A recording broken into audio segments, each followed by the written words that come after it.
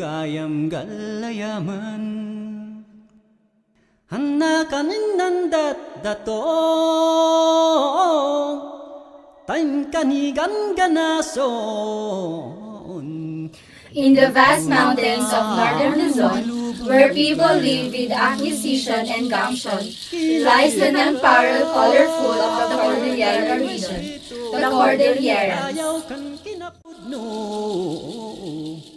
Yamanan mi da kayun apahu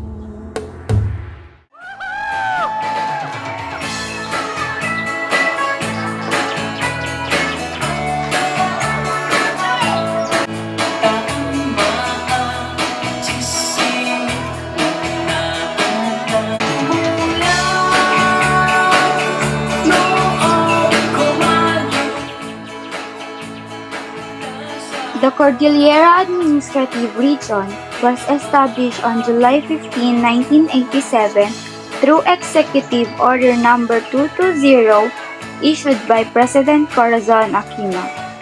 The region consists of the provinces of Abra, Benguet, Ifugao, Kalinga, Mountain Province, and Apayao. The regional center is the quartered city of Baguio, officially known as the summer capital of the Philippines. Going on to the facts and figures of the region. Number 1. The term Cordillera refers to a broad sequence of mountain ranges. It has a Spanish origin derived from the term cordilla, a small rope. Number 2. The old mountain province, which was formed by the Americans, originally consisted of Benguet, Amburayan, Bontoc, Apayao, Ifugao, Kalinga, and Lepanto. Number 3. Kalinga and Apayao used to be a single province until it was separated into two different provinces on February 14, 1995. Number 4. The term Igorot is an old Tagalog word meaning people from the mountains, and is a general term used to include all tribes from the Cordilleras. Number 5. Forests in the Cordillera Administrative Region also contribute to the water running through the longest river in the Philippines, the Cagayan River. Number 6. CAR has an area of 18,102.4 square kilometer and has 6 provinces, 2 cities, 75 municipalities, 1,176 barangays, and 7 congressional districts. Number 7. The region is the lone landlocked region in the Philippines. Number 8.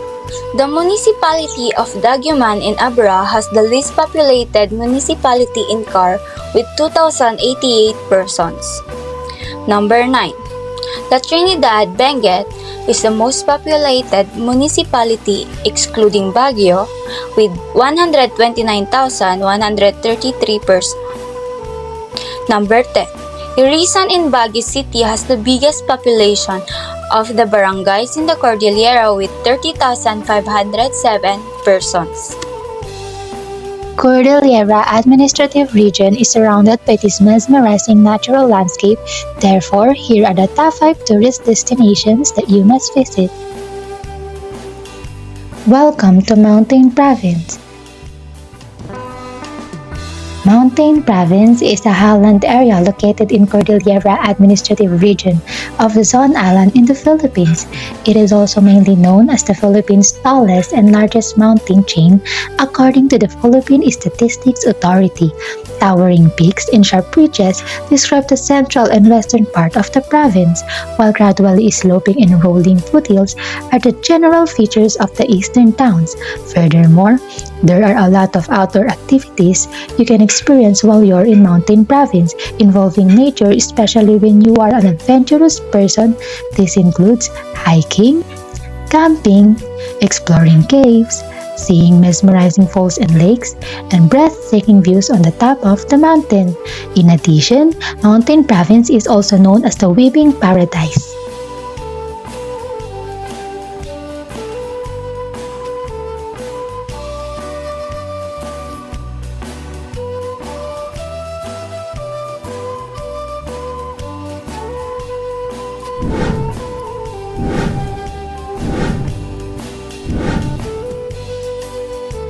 Kalinga was first organized as a political realm under American political rule when Mountain Province was created by the Philippine Commission Act of 1876 on August 18, 1912. Kalinga is known for its vibrant culture, traditions, and artistic expressions in art, music, and dance.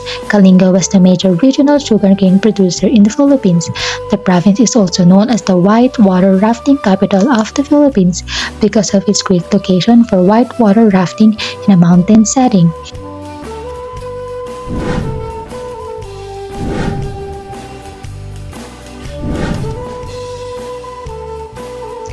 This is Benguet. Benguet is a steep and hilly landscape that is filled with hot springs and rivers that pour into the province's valleys. Because of its temperate climate and magnificent scenic spots, tourism contributes much to its economy. It is also known as the salad bowl of the Philippines because their leading agricultural activity is vegetable production.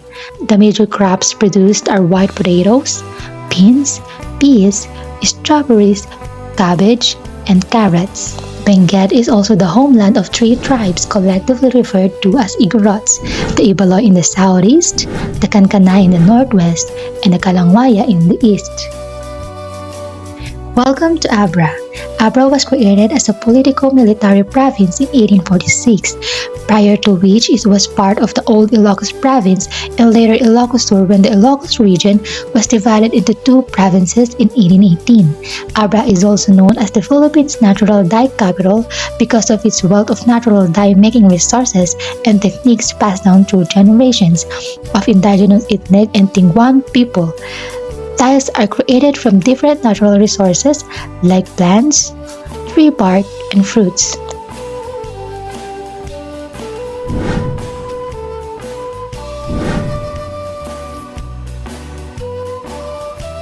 And lastly, we have the Apayao. On June 18, 1966, Apayao became part of Kalinga-Apayao province when the Mountain Province was split into four provinces through the enactment of Republic Act No. 4695. It is also known as the Cordillera's last frontier for nature richness by its diverse range of natural beauties and resources, including subterranean rivers, lakes, caverns, and unique wildlife and waterfalls. It is also specialized in agricultural production, primarily food and industrial crops. They mainly produce palay, corn, coffee, root crops, and vegetables. Top 10 tourist attraction in the Cordillera Administrative Region. Banawe Rice Terraces, also known as the Hagdan-Hagdang Palayan ng Banawe. In Banawe, Ifugao, Philippines. Terraces were curved into the mountains by the Igorot people. The eighth wonder of the world label has been applied to the terraces on occasion. Mines View Park, a park with an overlook on the outskirts of Baguio, Philippines. The park, which is 4 kilometers from the center of Baguio, overlooks the mining town of Itogon, particularly the closed gold and copper mines of the Benguet Corporation, and provides a glimpse of the Amburayan Valley. The observation deck is located close to the parking area, below a winding stone-paved stairway. Mount Ulap, located in Itogon, Benguet. Dagungal Rock Formation. A rock formation with stunning vistas is the most well-known location on Mount Ulap, and is what gave rise to the mountain's fame for producing such beautiful photographs. Mount Pulag National Park lies on the north and south spine of the Grand Cordillera Central that stretches from the Pasalang Ilocos Norte to the Cordillera provinces. Every year, a large number of tourists come to Mount Pulag in an effort to see the sunrise panorama due to its famed sea of clouds and view of the Milky Way galaxy. Bumodok Falls, also called the Big Falls. Bumodok's cold water cascades from the top of a beautiful naturally contoured cliff to a pool below, forming a 200-feet column of water and wonder. Marlborough Country and Blue Hills. Marlborough Country is not really a country, and yet it has claimed a few places in the Cordillera, one in Sagada and one in Mount Pulag. But apparently, it's not a part of Sagada but rather part of Bontoc. Inspired by the old Marlboro cigarette brand, showing cowboys riding in their horses on grassy plains. Locals of Sagada delighted in calling one hill Marlboro Country or Marlboro Hill. Burnham Park, officially known as the Burnham Park Reservation, a historic urban park located in downtown Baguio, Philippines. It was designed by eponymous American architect and Baguio city planner, Daniel Burnham. The park is considered as the mother of all parks, and it's almost as familiar to Filipino as Luneta Park in Manila. Mount Costa, the outdoor living room everybody dreams to have, with its collection of 24 gardens inspired by the world's best gardens. Mount Costa is one of the newest attractions near the city of Baguio. It has wide space where families and groups of friends can come and enjoy the mother nature. Botanical Garden, a garden dedicated to the collection, cultivation, preservation, and the display of an especially wide range of plants, which are typically labeled with their botanical names. Lumiang Cave, located about 1.9 km from central Sagada.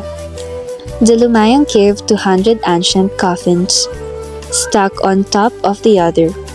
These coffins form an eye-catching wall at the entrance of the cave that rises 9 layers high. It has been estimated that the oldest coffin are around 500 years old.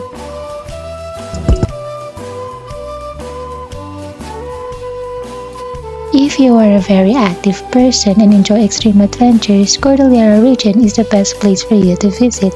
Since it is a mountainous area, hiking is the best way to spend your time with your family and friends. After a long hike, a breathtaking scene awaits you at the top of the mountains. Aside from love and bright scenery, Cordillera contains magnificent caves as well. A hidden beauty inside a cave awaits you beyond those extremely gorgeous mountains. Are you a paranormal fan of things that go up in the night? Curious about native people's culture? Or are you interested in formations, stalagmites, strange objects, flow stones, and so on? Well, this is where Cordillera shines.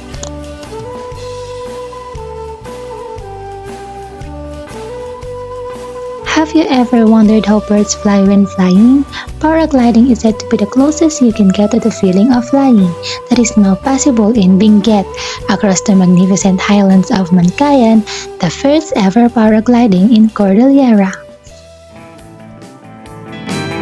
Daytoy ti kaparuan nga atraksyon adjaya ti Mancayan, ken ti kaunaan a paragliding destination iti Cordillera. Nadiskubre ti lugar babaan kadagiti paragliding experts manipod Nueva Vizcaya.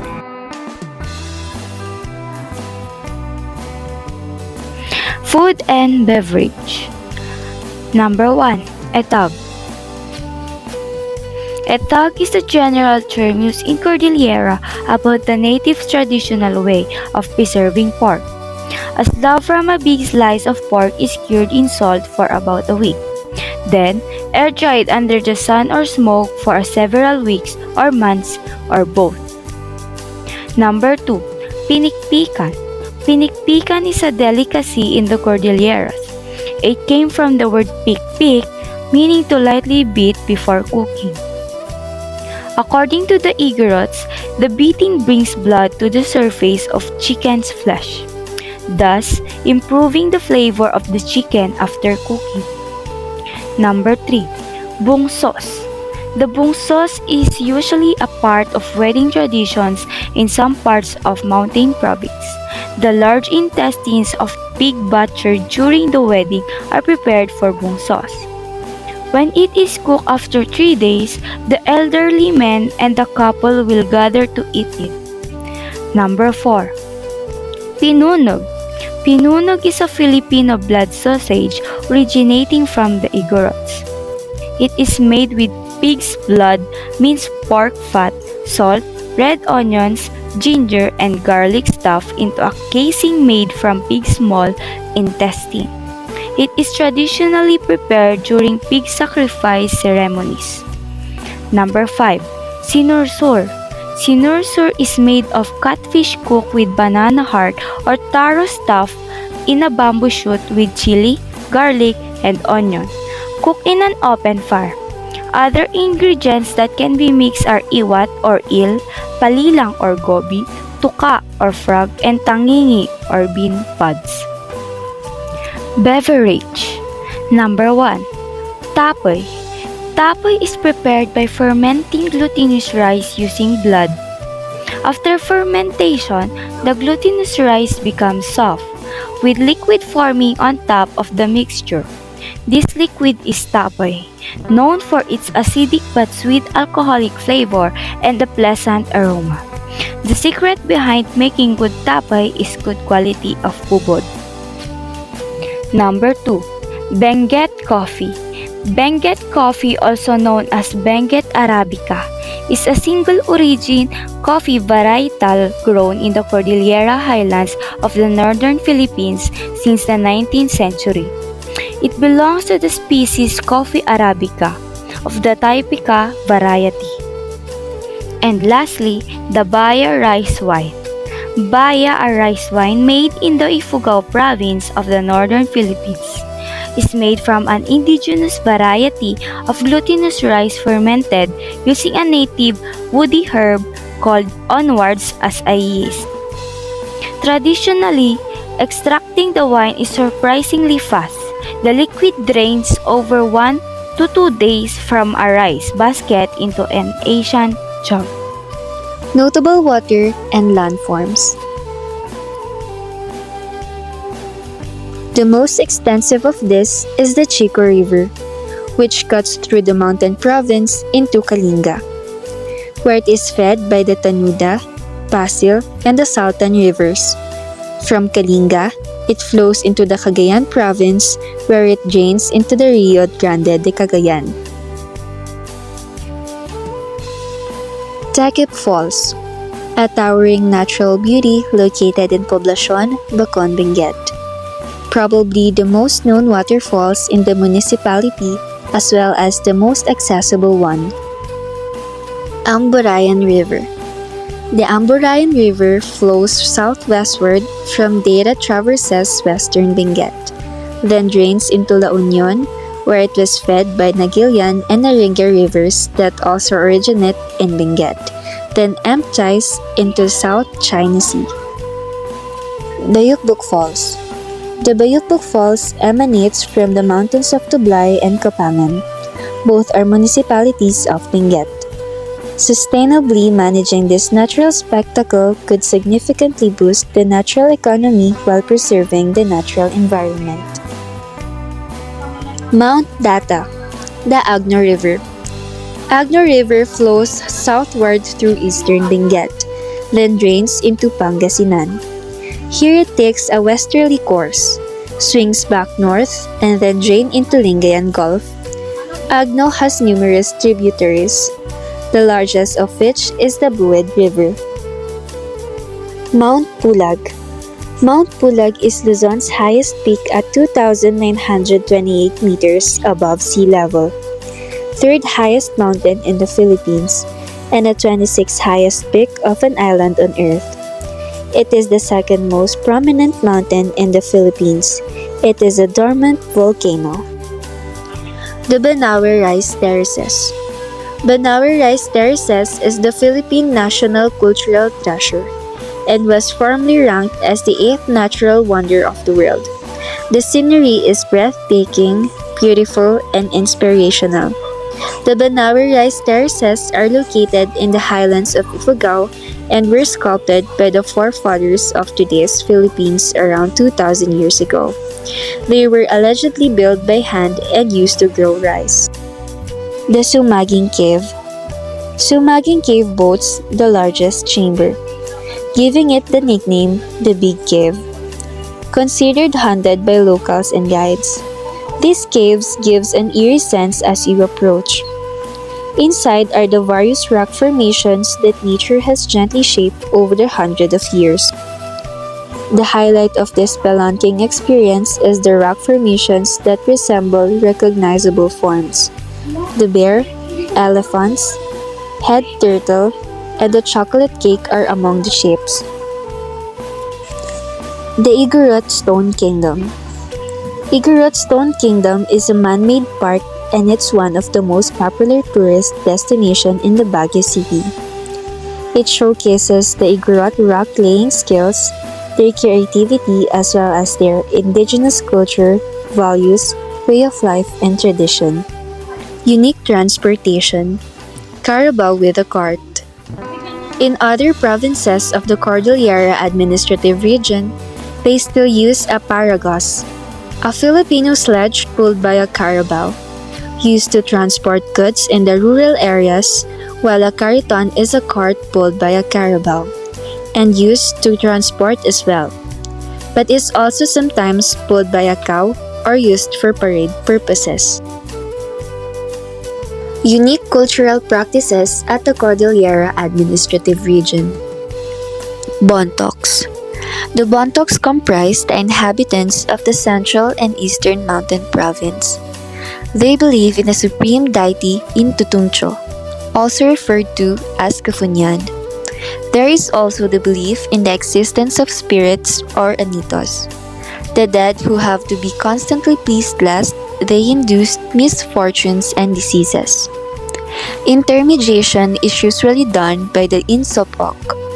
The Bontok's life from birth to death is punctuated with rituals or mangmang, with the sacrificial butchering of animals. Benguet. The Benguet folks believe in the existence of unseen beings that emanate from the sky world and underworld, and that these unseen beings are thought to have power over man. The ethnic group also believe that man's spirit and that when he dies, said spirit will join the spirits of his ancestors in the sky world. However, spirits of the wicked man will join the numerous spirits in the underworld, while spirits of good men will join the spirits of the sky world and have more freedom. The people believe that they can charm and manipulate the spirits that they can classify. The spirits as hierarchy, kabunyan, napalangka, or mengos osyang.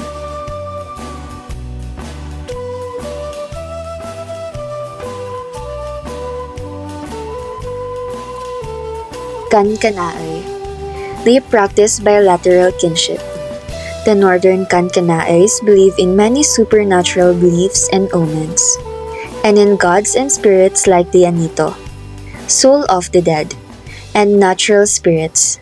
They also have various rituals such as the rituals for courtship and marriage and death and burial. Ibaloy. The religion of the Ibaloys is that of polytheism and animism. They do not worship any god in form of statues and carvings, but they believe in spirits of ancestors whom they call Amed, and of a supreme being they generally call Kabunyan or Kabunyan. The Christian god is called Shivas, who is believed to be the higher supreme being than the indigenous god Kabunyan. The Ibaloys believe in a number of anitos or spirits, and deities to whom they address their prayers and petitions in an appropriate ceremony. Two kinds of anitos are known to the Ibaloys: the nature spirit that always create disasters or calamities, and the ancestral spirits, kaapuan. Tattoos and mummification. Among the Ibaloy and Itneg people, also called the Tingguian, tattoos are known as burik. It is practiced by both men and women, who were among the most profusely tattooed ethnic groups of the Philippines. The most characteristic burik design was wheel-like representation of the sun tattooed on the backs of both hands. The entire body was also tattooed with flowing geometric lines, as well as the stylized representations of animals and plants. The Ibaloy once mummified their honored dead and laid them to the rest in hollowed logs in the caves around what is now Filipino municipality of Cabayan. In life, these ancient people had won the right to covered in spectacular tattoos depicting geometric shapes, as well as animals such as lizards, snakes, scorpions, and centipedes.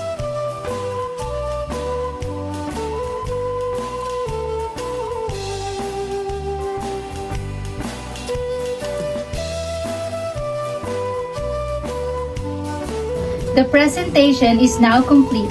We sincerely appreciate your listening. We trust you all gained a lot of knowledge about the Cordillerans. Come and explore adventurous activities. Agyaman kami!